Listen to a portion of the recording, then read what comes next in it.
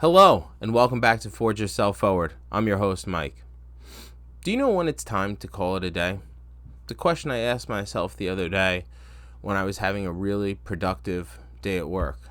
I was getting task after task after task done, and while the hours were continually going, and I had passed my normal ending time, I asked myself, should I keep going, get more things done, try to get ahead of whatever task might be? Or do I stop? Do I stop this productivity that I'm really doing well at? There's a question that kind of plagued me for a little bit. How far do I go? When do I say enough is enough? And it got me thinking. This isn't necessarily something that only applies to work. It could apply to working out. It can apply to taking classes on your own. It can apply to reading books.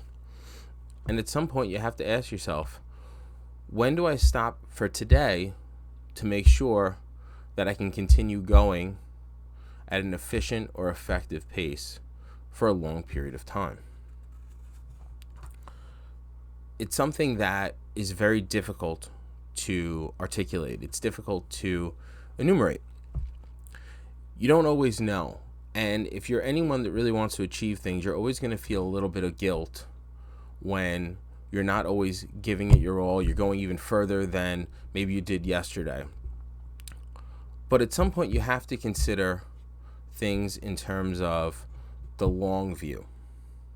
Now, what I'm talking about specifically is your average day-to-day or the days where you're really productive. I'm not talking about the days where you have an emergency project come up, or you have a competition coming up, or there's something that is out of the ordinary. I'm talking about the 97% of the time that is your average life, maybe even more, but we'll be conservative. We'll say 97% of the time. So 97% of the time, how do you determine when is enough? And I'm talking specifically about maybe going beyond your normal workday or going right up to your workday. How do you determine those things? One of the things that I found, or I thought about, is what do I want to ultimately avoid? Or why am I doing this before how do I do this? It's probably a good question. If you're anything like me, you kind of have to know the why behind something before you can actually do it. Otherwise, it just doesn't really become that effective. I know for me personally, I generally tend to ask a lot of questions, and it's not because I want to be difficult or try to harass the person. I truly want to understand, because if I can understand why I'm doing something, not only will I be more effective, I'm more likely to get it done the right way or the way that the person may want. So I tend to ask lots of questions, and I think the why is important. So let's talk about the why here. Why do you want to know when to stop for the day? Well, you want to avoid burnout. If you're in the gym or something, you don't want to hurt yourself. You don't want an injury. You want to be able to come back the next day ready to go. And you want to have that over a long span of time. Could be months, years, decades even. But if you don't know where you're trying to get to and what span of time, it's incredibly hard to determine how much is enough or how much is too much. It was something that I had asked myself. I normally I usually log on around 8 a.m. and I'll work until about 5:30. On that day, I had already passed 5:30, and I was planning on doing another 3 tasks, which probably would have taken me 2 hours. It means I wasn't playing with my kids, wasn't seeing my wife, wasn't taking time to relax and enjoy myself. At what end? Yeah, productivity is important, and the internet will show you tens of thousands of videos about why hustle culture is so important and productivity and this, that, and the other. It's all nonsense. As far as I'm concerned, what you need to look at is good quality work that you're proud of, that moves the ball forward for you, your job, your life, whatever it is that you're doing, without the expense of your health, your sanity, and just becoming a workaholic, which doesn't solve any problems. Now, if that's the angle you want to go, by all means, I wish you well. But for everybody else that ultimately wants to know, when do you end the day so that you can be productive tomorrow, next week, next month, let's talk about it. So there's a few things that I do that I found have been helpful so that I kind of minimize the guilt that I feel when it's a day that I'm getting everything done. The first thing that I do is I plan early in the morning with kind of the end of the day or the end of the session or the end of whatever I'm trying to accomplish that day in mind. Meaning, if you have certain things that you have to get done that day. Could be one thing, could be 3 things, could be 10 things, whatever that is, you have to sit down and really think about, what is it that I need to accomplish today to be effective? What is it I need to accomplish today in my career to make sure that I'm doing my job duty and maybe even helping to make sure that I'm improving on what I'm doing? And it takes time. You have to sit, you have to think, you have to write it out, you have to be very honest with yourself. The second part of it dovetails on the honesty part. You have to be honest about the tasks themselves, how long they take to complete, and how long it might take you to complete.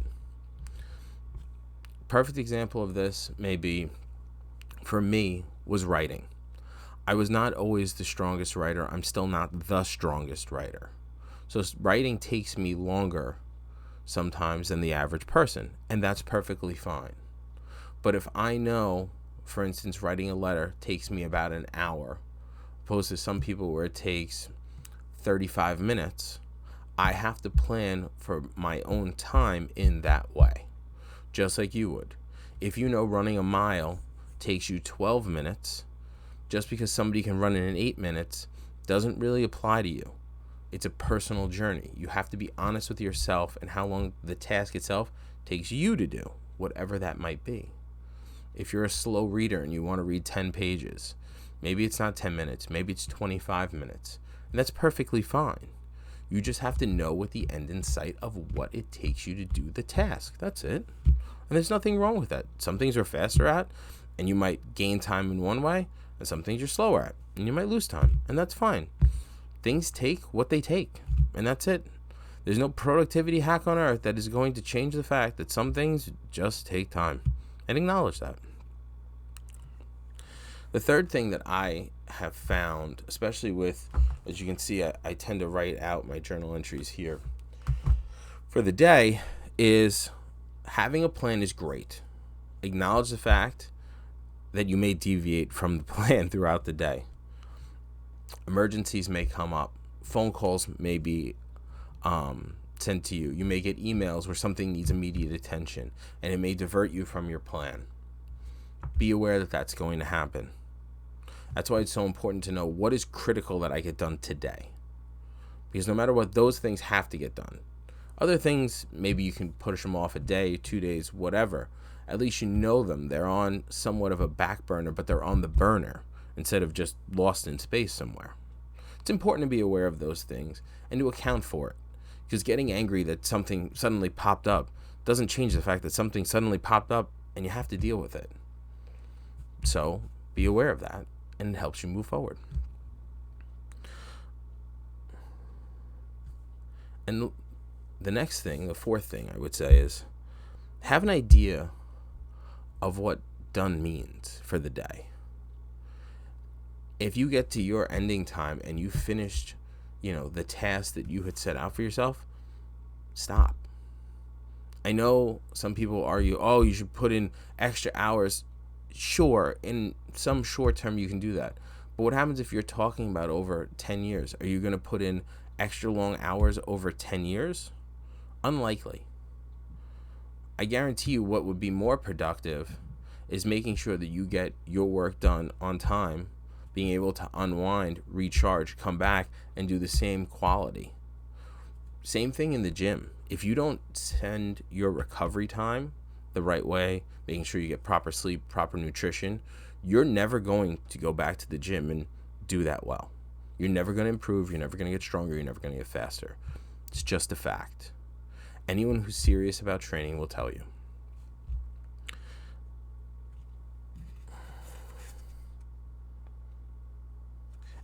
And this goes back to my very last thing.